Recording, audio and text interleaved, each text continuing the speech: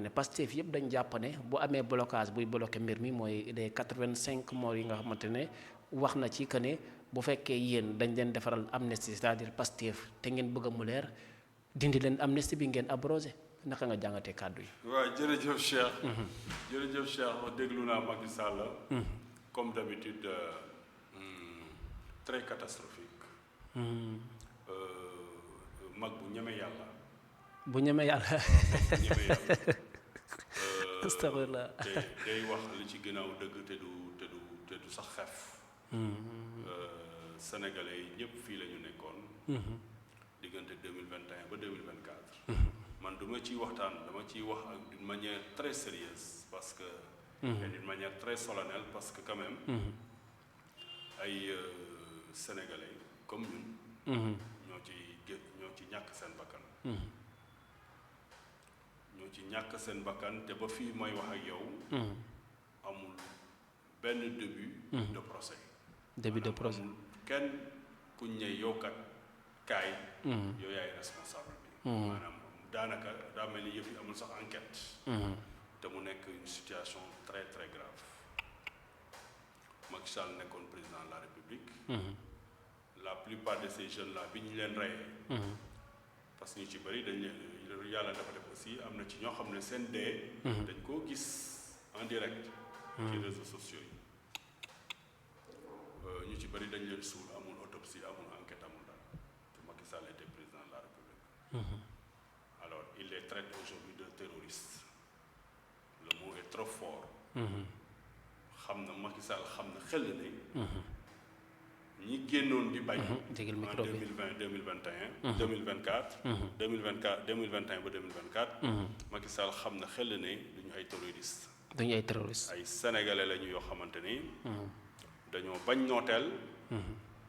doon xeex pour démocratie taxaw. ni yeneen sénégalais xeexee woon. en 2011 pour que Macky Sall mun a bokk ci ay élections ba gagné ko. parce que Macky Sall bi muy ñëw au pouvoir aussi il y a eu des morts loolu la nit ñi di fàtte. est-ce que ces morts là également ay terroristes la ñoon je ne le pense pas donc traiter ces jeunes de terroristes. c'est vraiment insulter leur mémoire. mais c'est également retourner la plaie le couteau. dans la plaie n'est-ce pas des familles de ces victimes là. tu imagines ku ñàkk doomam ci événement yooyu. Macky Sall depuis New York mu toog mu ne ñooñu ay terroristes lañu. loolu wax dëgg yàlla lu rafetluwuma ko. xam na ne duñu ay terroristes beneen bi mu jugee ci tooxi doona yooyu yëpp mu def. plus les crimes économiques yi mu fi def. les détournements tout azimut. li mu dem trouver comme artifice. moo doon mu proposer benn. amnistie. loi d'amnistie. loi d'amnistie bi tam bi mu ko defee sénégalais yi ñu ngi fi woon groupe Pastef dañu bañ ne ñoom duñ ko wote. dañu abstenir. donc loi boobu Macky Sall kan la ko woteel ko dul boppam. du yéen. du ñun parce que kii ne di moo consent la ñuy wax de. mais non bu doon ñun la. bu doon ñun la Macky Sall bu ne woon dafay koy def pour ñun. te ñun ñu ne duñ ko wotee. moom bu amee fula da koy retirer. mais attends. yow mais la loi ne vise pas peut-être. oui mais ki ngay woteel loi. mu ne man bëgguma. ñoom dañu ne Pastef a tax ñu koy wote. waa Pastef te ñoom bëgguñu. après. waaw donte am nañu intérêt. am nañ ci intérêt. ok parce que si ce n'était pas cette loi d'amnistie. peut-être que Ousmane Sonko ak Bassirou Diomaye Faye duñu génn de prison. conditions yi ñu ko génnee.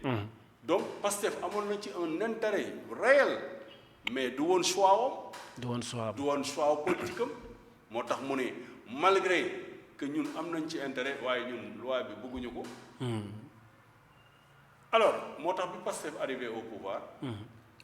fekk dafa digge woon ne day dindi loi bi ñu ne ko dindi loi bi conséquences yi mu am mun a am. dafa bari. te du régler li tax Pastef bëgg li Pastef di wut parce que Pastef li mu doon wut rek mooy. moor yi fi am crime yi fi am mu bañ a nax saay. ñu ne ko noo jarul ngay dindi loi bi ndax crime yooyu ba àdduna di tukki.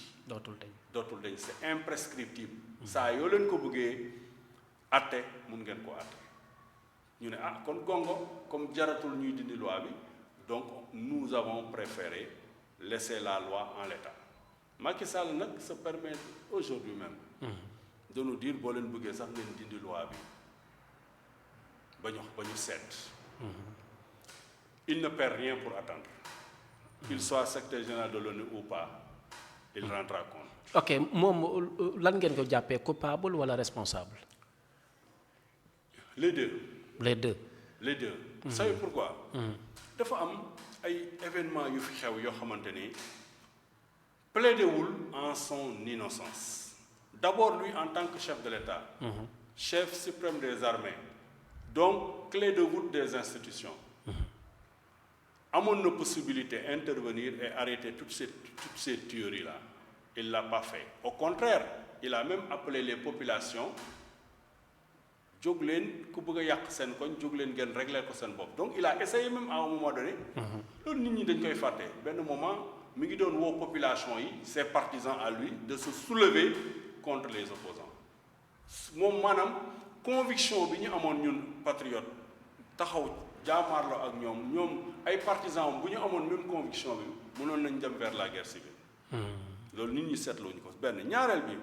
moom moo fi commandé ay armes yoo xam ne livrées directement à la présidence de la République via le ministère de l'Environnement c'est-à-dire ñun dañu gaaw fàtte mais armes yooyu c'était pour quoi faire ñetteel bi ñun ñoo gis à travers les réseaux sociaux des éléments des véhicules de la présidence de la République ay pick-up yu jóge ci siège u APR yenn oto yi nekk oto yoo xam ne dañ koy gis muy ànd ak président de la République oto yooyu rempli de gens armés jusqu'aux dents di wër comme des milices ci biir dëkk bi di wër di dàq nit ñi ci seeni biir kër di leen brutaliser loolu lépp ñun gis nañ ko fii te la liste elle est longue elle est très très longue appel au meurtre de ses partisans donc jusque là même bu ñëwee sa responsabilité n'est pas engagée à un moment donné mu ne am na ay sénégalais yu dee te comme man je ne suis pas le président simplement des gens de l'APR je suis le président de tous les sénégalais. Évidemment ñii dee il faut ñu def ci enquête ba xam lan moo leen rey. Il ne l'a jamais fait donc la seule chose qu'il a trouvé à faire c'est de voter une loi et de fuir le pays.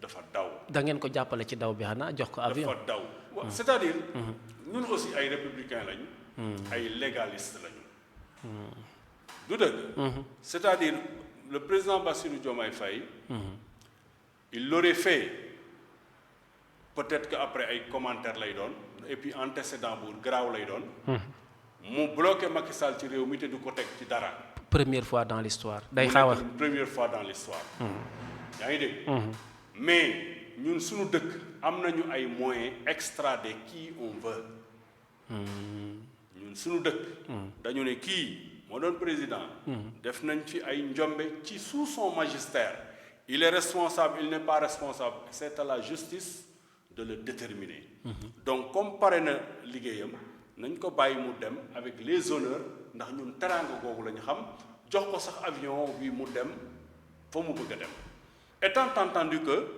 bés bu justice bi defee li mu war a def dinañ dem ba buñ ko soxlaa ñu wóolu ko mu ñëw de gré maanaam mu neex ko mu doxal boppam ñëw ou bien de force mooy ñu extrader ko donc problème bi du ci moom problème bi ci justice bi la justice bi moo bëggul leeral mbir yi mu leer sénégalais yi xam les 80 et quelques sénégalais kan moo leen rey pourquoi mu rey leen naka la leen reyee kan mooy responsable ak kan moo dul responsable pour que ce genre de choses ne puisse plus jamais se reproduire loolu bu ñu ko deful képp kuy opposant Sénégal tu es en danger parce que boo demee ba jàkku nguur gi fi ne nguur gi mën na utiliser les mêmes moyens que Macky Sall pour rey say nit bu paree defaat amnistie ainsi de suite donc sur le principe ces choses-là doivent être clarifiées tant que clarifié wuñu ko